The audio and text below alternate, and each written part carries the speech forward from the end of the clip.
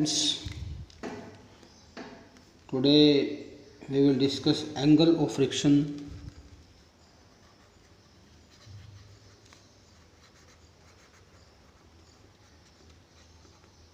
First of all, first point is angle of friction. तो angle of friction क्या होता है? कोई भी सरफेस हम कंसीडर करते हैं, एक ऑब्जेक्ट कंसीडर किया, अप्लाइड फोर्स हम कंसीडर करते हैं P, तो फोर्स ऑफ फ्रिक्शन जो है वो टेंजेंट टू द सरफेस लगेगा F, और नॉर्मल रिएक्शन जो है नॉर्मल टू द सरफेस लगेगा O पॉइंट पर, और वेट जो है वो नीचे की तरफ mg, नॉर्मल रिएक्शन जो है इसका ऊपर की तरफ R, और नॉर्मल रिएक्शन और फोर्स ऑफ फ्रिक्शन दोनों का जो रिजल्टेंट आएगा वो हमारा रिजल्टेंट आएगा इधर C की तरफ। तो ये जो एंगल बनेगा, जो एंगल नॉर्मल रिएक्शन जो है और फोर्स ऑफ फ्रिक्शन का जो रिजल्टेंट है, जितना एंगल ये रिजल्टेंट नॉर्मल रिएक्शन के साथ सबटेंड करेगा, इस एंगल को हम बोलते हैं एंगल ऑफ फ्रिक्शन। तो the angle of friction between two surface in contact is defined as the angle which the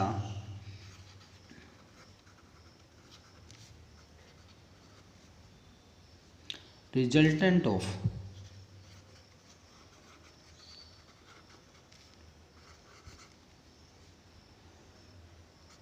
the force of friction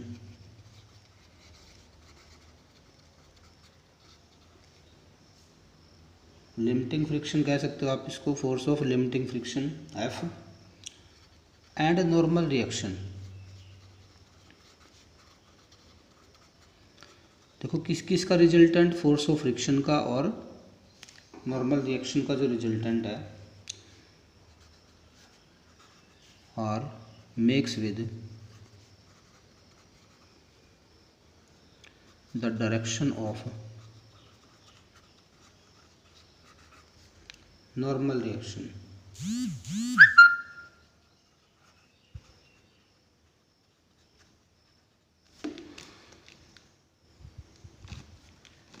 meaning ये वो एंगल है जो F और R, फोर्स ऑफ फ्रिक्शन और नॉर्मल रिएक्शन का resultant जो है, फोर्स ऑफ फ्रिक्शन और नॉर्मल रिएक्शन का जो रिजल्टेंट है वो किसके साथ बनाएगा, नॉर्मल रिएक्शन के साथ बनाएगा। इस एंगल को बोलते हैं हम angle of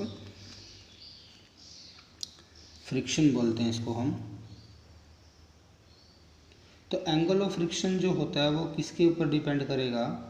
angle of friction जो है वो nature of the material of to surfaces in contact और नेचर ऑफ द सरफेसेस के ऊपर डिपेंड करेगा। तो यहाँ से अगर हम रिलेशन निकालें थीटा और म्यू के बीच में, coefficient of mutual coefficient of friction के बीच में, लिमिटिंग फ्रिक्शन के बीच में एंगल अगर निकालते हैं, तो ये यहाँ पर हमारी एक ट्रायंगल बनी हुई है, ये ट्रायंगल AOC, इसमें से हम निकाल लेंगे। तो टेंजेंट थीटा की वैल्यू निकाल लेते हैं। Tangent theta is equal to, tangent theta जो हमारा आएगा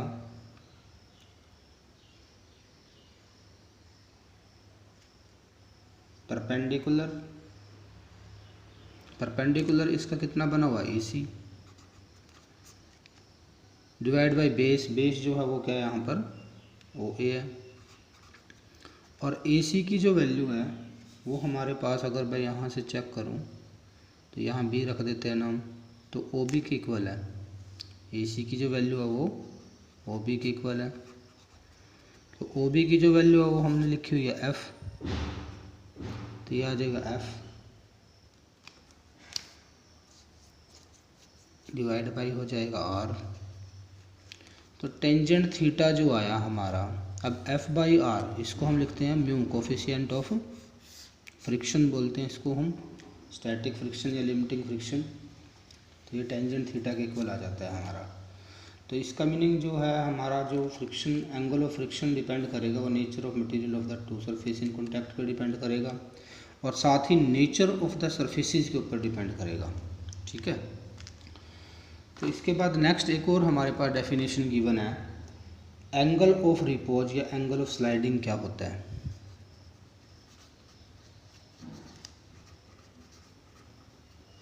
एंगल ऑफ रिपोज या एंगल ऑफ स्लाइडिंग भी बोलते हैं इसको हम। अब देखो, अगर हम एक इंक्लाइंड सरफेस लेते हैं, ये कोई इंक्लाइंड सरफेस है जो हॉरिजॉन्टल के साथ कुछ एंगल बनाता है, और इंक्लाइंड सरफेस जो ये एंगल बनाता है ये अल्फा एंगल बनाता है, और कोई ऑब्जेक्ट जो है अभी इस इंक्लाइंड सरफेस के ऊपर रखा हुआ है। यहाँ पर हम सपोज करते हैं कोई इंक्लाइंड सरफेस रखा हुआ है जिसका वेट जो है वो वर्टिकली डाउनवर्ड लगेगा mg, और अगर ये नीचे की तरफ स्लाइड करेगा तो फोर्स ऑफ फ्रिक्शन जो है वो हम ये सपोज करते हैं कि ये सिचुएशन में कि नीचे की तरफ स्लाइड करने ही वाला है जस्ट, तो ये हमारा फोर्स ऑफ फ्रिक्शन इधर लग गया अपोजिट साइड में। अब देखो, नॉर्मल रिएक्शन जो है वो नॉर्मल टू द सरफेस लगता है, इधर ये लगेगा हमारा नॉर्मल रिएक्शन, और अगर ये एंगल अल्फ़ा है तो ये एंगल भी क्या होगा? अल्फ़ा होगा, ये भी अल्फ़ा बनेगा। तो mg का एक कंपोनेंट तो इधर आ जाएगा, mg कोस अल्फ़ा, और दूसरा कंपोनेंट जो है वो सरफेस के अलोंग डाउनवर्ड डायरेक्शन में ये लगेगा mg साइन अल्फ़ा, यानी कि हमने इसको कंपोनेंट्स में रिजॉल्व कर दिया है mg को। अब यहाँ पे देखो दो, एक तो हमारे पास जो r जो लगा हुआ है वो किसके इक्वल लगा हुआ है?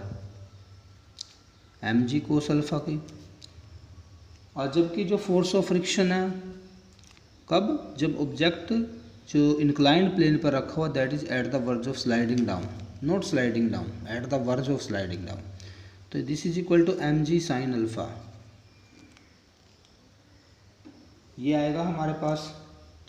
और f डिवाइड बाई r अगर निकालें यहाँ से हम, mg से mg कैंसिल, तो sine alpha divide by cos alpha, तो ये हमारे पास टेंजेंट अल्फ़ा हो जाएगा, और टेंजेंट अल्फ़ा फिर दोबारा किसके इक्वल आ जाएगा? म्यू के, क्योंकि f डिवाइड बाई r जो होता है वो म्यू के इक्वल होता है। अब देखो यहाँ पर अगर हम डेफिनेशन करें, एंगल ऑफ रिपोज की डेफिनेशन करें, तो एंगल ऑफ रिपोज क्या होगा? The minimum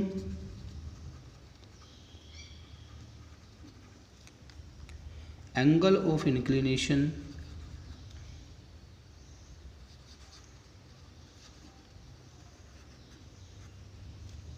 of a plane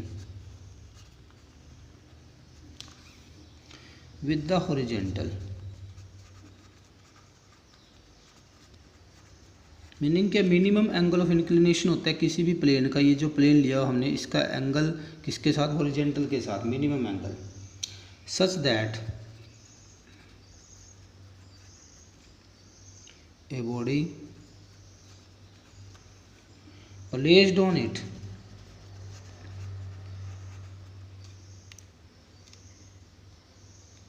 या इट का मीनिंग यहाँ पे क्या है?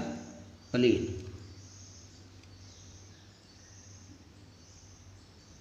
Just begin to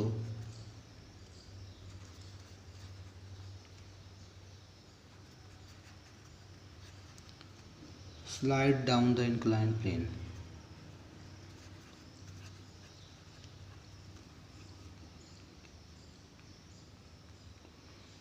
slide down कह सकते हैं, या body is at the verge of sliding down.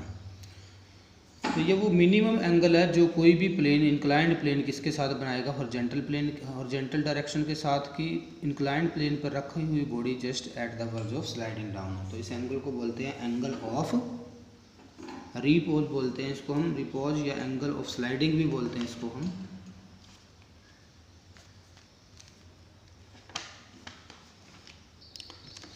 Next हम करते हैं मेथड्स ऑफ रिड्यूसिंग फ्रिक्शन।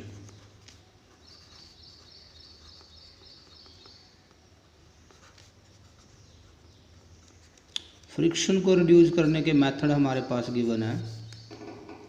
सबसे पहला मेथड है भी फ्रिक्शन को हम कम कैसे कर सकते हैं। देखो, फ्रिक्शन की कुछ एडवांटेज भी हमारे पास है और उसी के साथ कुछ डिसएडवांटेज भी हमारे पास है।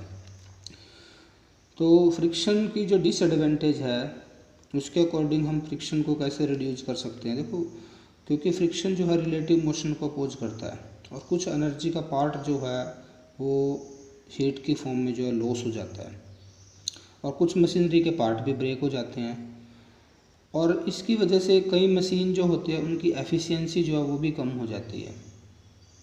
ठीक है, इसलिए फ्रिक्शन को हमें रिड्यूस करने की ज़रूरत होती है कई जगह पर। तो उसके लिए हम क्या कर सकते हैं, सिंपल आप घर पे क्या करते हो, आपका फ़ैन होते हैं, फ़ैन कुछ टाइम के बाद जो है 1-2 साल यूज़ करने के बाद आवाज़ देने लग जाता है, उसके बॉल बेरिंग में से आवाज़ आनी शुरू हो जाती है। तो हम क्या करते हैं, उसको ग्रीस करते हैं या ऑयल करते हैं उसको। ऐसे मशीन जो घर पे सिलाई मशीन होती है उसको भी टाइम टाइम पर ऑयल करना पड़ता है। क्यों?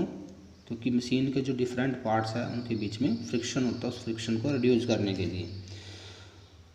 तो यहाँ पर हम कैसे फ्रिक्शन को रिड्यूस कर सकते हैं, सबसे पहला पॉइंट है हमारा बाई पॉलिशिंग। देखो 8th क्लास में आपने ये टॉपिक पढ़े हुए हैं, तो वही चीज़ हम यहाँ पर डिस्कस करेंगे बाई पॉलिशिंग। तो सरफेस को पॉलिश कर दो, और पॉलिश करके क्या कर दो, उसको स्मूथ बना दो। तो ऐसे हम फ्रिक्शन को क्या कर सकते हैं, रिड्यूस कर सकते हैं। दूसरा पॉइंट है बाई लुब्रिकेशन।